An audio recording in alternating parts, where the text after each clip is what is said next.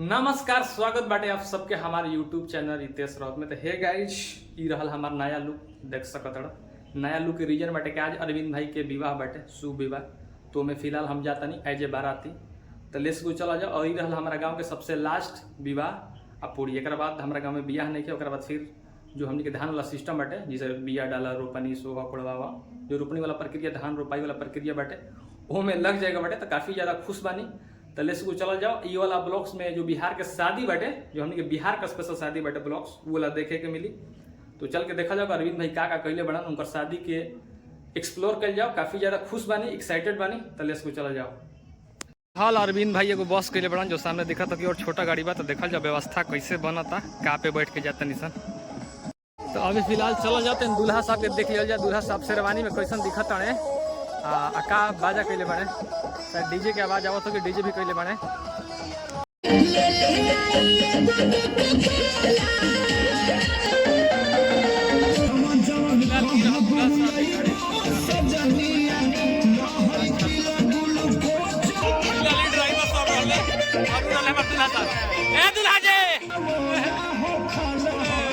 कार्यक्रम होता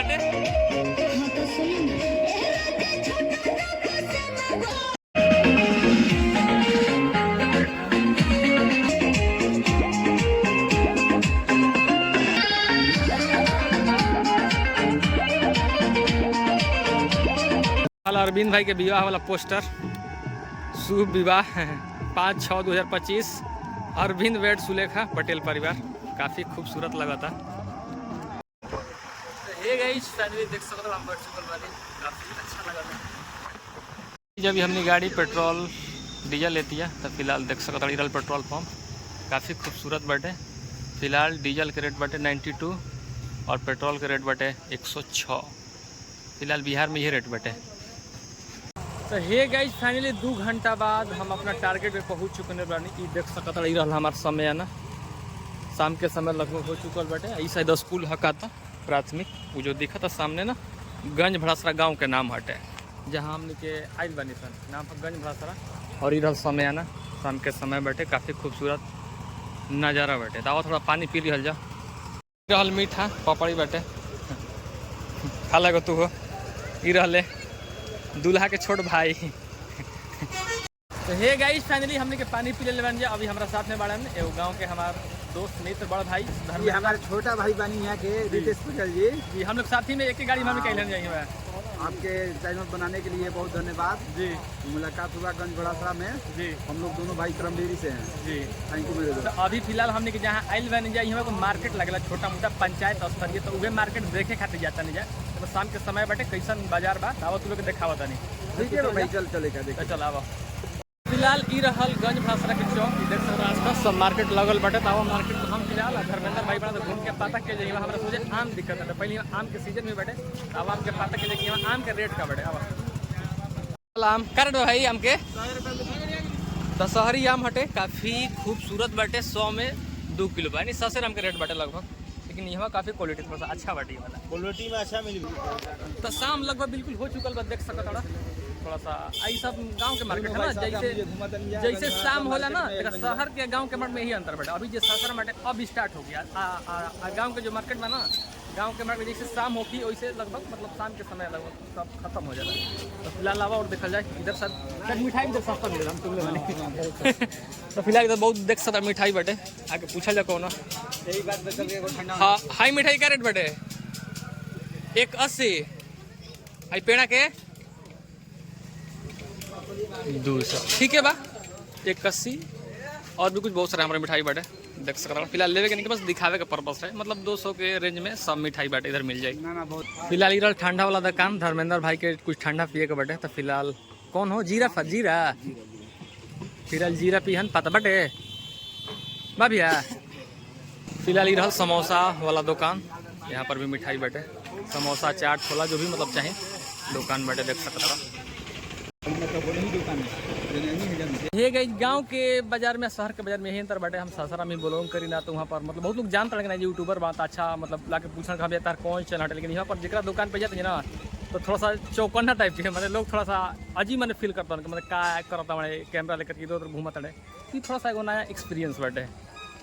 फिलहाल एगो दुकान पे पूछते तो वहाँ पर ठंडा ना मिलता है और नेक्स्ट दुकान पे हमने के जाता नहीं जा ठंडा देख खाती शायद वहाँ मिल जाए। कौन नाम बता जीरा करे कुछ नाम बाटे धर्मेंद्र भाई के पिए के बाटे। तो फिलहाल आगे तो हमारा दुकान दिखत आटे शायद वहाँ आशा बा के मिल जाए आशा बा के एगो और ठंडा के दुकान शायद यहाँ मिल गई का। तो फिलहाल यहाँ मिल गई जीरा, बहुत बहुत धन्यवाद। तो फिलहाल ये रहा सामने वाला जीरा। धर्मेंद्र भाई जीरा फारा ही मारा तड़े का कैसन ठंडा फील मस्त लगा था। फिलहाल हल्का हल्का फील गर्मी के मौसम बाटे ठंडा तो पिया ही के चाहिए। हम भी फिलहाल एक दो घूट ले ला हनी काफ़ी कंफर्टेबल मतलब अच्छा फील भाई बाटे। फर्स्ट बार हम पियला हनी ये वाला, इससे पहला मस्त स्प्राइट माजो जवान वो सब ट्राई के लिए ये वाला जो बाटे फर्स्ट बार ट्राई कर ली। अच्छा एक्सपीरियंस था, काफ़ी अच्छा टेस्ट मतलब देसी टिप्स बैठे जीरा बना जीरा का थोड़ा सा अंश में रहे। तो फिलहाल हमने के गंज भरा सरा ना हाँ गंज भरा ना ये मार्केट में हमने घूमा था नहीं सर काफ़ी मतलब अच्छा लगा। अच्छा मार्केट बा, थोड़ा सा रात हो गई बा तो कुछ दुकान खुला बा कुछ बंद बाटे, लेकिन फिर भी अच्छा लगल घूम के काफ़ी मतलब अच्छा लगल। तो हे गए जब फिलहाल हमने के मार्केट घूम लेने सन। तो अभी फिलहाल हमने के जाता नहीं जाए जो ना काम खत्म निकाल बन जाए यानी हमने समयाना की तरफ अब जाता नहीं जाए। चलो जाओ हाँ चलिए इसको चलो जाओ। जब हमने के सब्जी के दुकान में आगे बन जाता पूछा जाए रेट का बाटे का रेट बाटे एक का रेट का बा टमाटर बाटे 24 के। अब फिलहाल बहुत सारा सब्जी बाटे इधर हरा मरचा बाटे फिर इधर नेनुआ बा और उधर खीरा बा मतलब जो भी बाटे देसी आइटम्स काफ़ी अच्छा। लौका का रेट बाटे लौका 15 आई हरा मरचा 10 रुपये मैंने वही रेट बा सबसे राम के रेट शायद ना हो। खीरा 30 के बाटे। तो फिलहाल यही बाटे हिराल कोहड़ा देसी जो मिलेला फिलहाल कैसे बा कोहड़ा 20 रुपये किलो कोहड़ा बा। तो फिलहाल हमने के समयाना में आ गई बानी सन। समयाना खाली खाली दिखा था पता ना कुछ आदमी कहाँ बड़ा नाचो बा हो फिलहाल नाच वाला प्रोग्राम देखो चौकी तक खासा एगो डॉलर बैठे हुआ बा लेकिन पता नहीं डीजे तो आई बा देखा हाँ कुछ वहाँ पर घोड़ो आइल बा गाइस लेकिन पता ना देखा उधर घोड़ा दिखा तो कि घोड़ो आइल बा लेकिन पता ना कब वो लोग दौड़ेगा गया क्या करेगा पता नहीं के समझ में घोड़दौड़ कब होगी रात तो हो गई डीजे भी आ चुका है। तो फिलहाल देखा घोड़दौड़ कब होता फिलहाल 6 गो हाँ 6 गो हमारा घोड़ा दिखत अटे रहल सब घोड़ा दुआरे बरियात लगावे खातिर तैयार बनन सब लोग 6 गो 3 गो इधर और 3 गो इधर मैंने 6 गो घोड़ा के लिए काफ़ी खूबसूरत मतलब अच्छा लग रहा देखे में भी देख सकता हूँ। फिलहाल सब कुछ तैयार बटे के दुआर पूजा लगावे खातिर जाता नहीं सर हमरा साथ चिट्टू भाई बड़ा फिलहाल देख के चला जाओ आगे।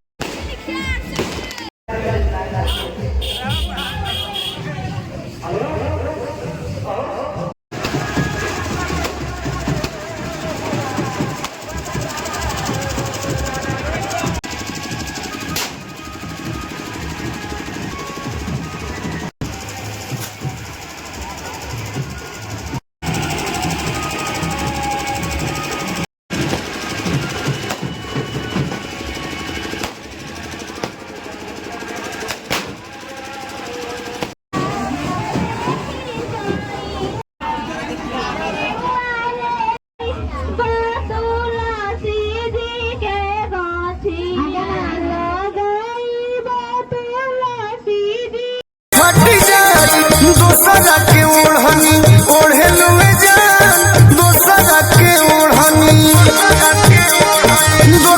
के ओढ़नी ओढ़े लुए जान कि अपना जनुआ के हई दिलवा काहे तोड़े लुए जान अपना जनुआ के हई दिलवा काहे तोड़े लुए जान।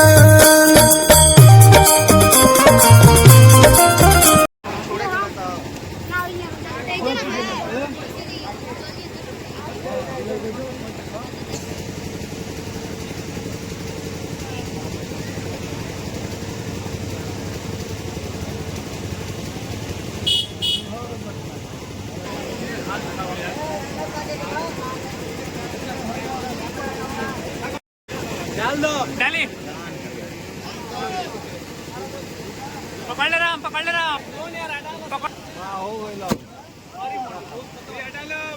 ए भैया सोच के मारे भैया ए भैया मोरे सोच के मारा जा ऊपर मारे ऊपर माला पकड़ भैया हेलो माला पकड़।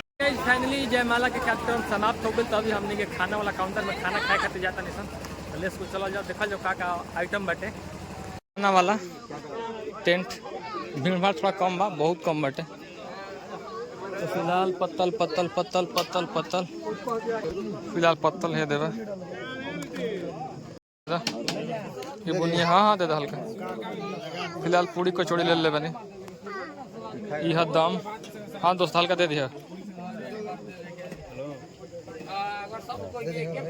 दे दो। ई रहल पनीर दे दो भैया हल्का सा। तड़का तो बाद में ले जी। ई रहल चावल पुलाव, ई रहल तड़का, ई रहल पापड़ दे दो दोस्तों को डाल डाल दो। ई रहल दही बड़ा। फिलहाल थोड़ा सलाद दे दो भैया। बस बस बस बस नमक नहीं है और डाल दो।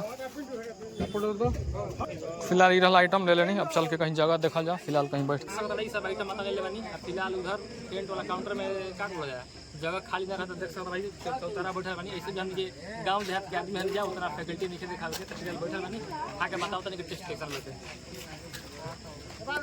फिलहाल आइटम देख सकते ये आइटम बैठे ठीक बा खा के बताई तन क्वेश्चन आइटम 12। जय हो माई अन्नपूर्णा।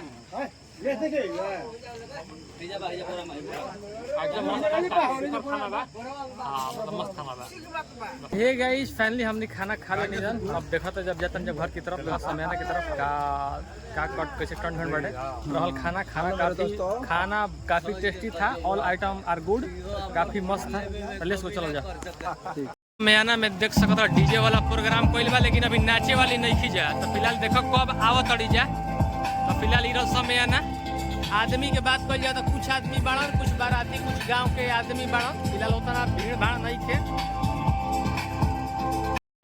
रंग कार्यक्रम चालू बटे। 6 जनी बाड़ी जा देख सकता के आनंद उठावत निसन। तो हे गाइज फाइनली हम बारात से अपना घर आ चुकल बानी। फिलहाल हम अपना छत पे बानी। काफ़ी अच्छा लगल, मतलब अच्छा एक्सपीरियंस काफ़ी अच्छा लगल। बारात में काफ़ी हंसी मजाक ब्लॉग्स में तो लोग देखबे के जा। आ नींद भी कुछ आवता कहीं रात में सुतल नहीं की जा, बस इधर उधर घूमे फिरे में भी निकल गए। तो फाइनली हम ब्लॉग एंड करते नहीं। आई होप कि वीडियो अच्छा लगा लो कि तो जल्द ही नेक्स्ट वीडियो मिल जी। तब तक खुश रहिए, मस्त रहिए। आप सभी को हमारी तरफ से राधे राधे।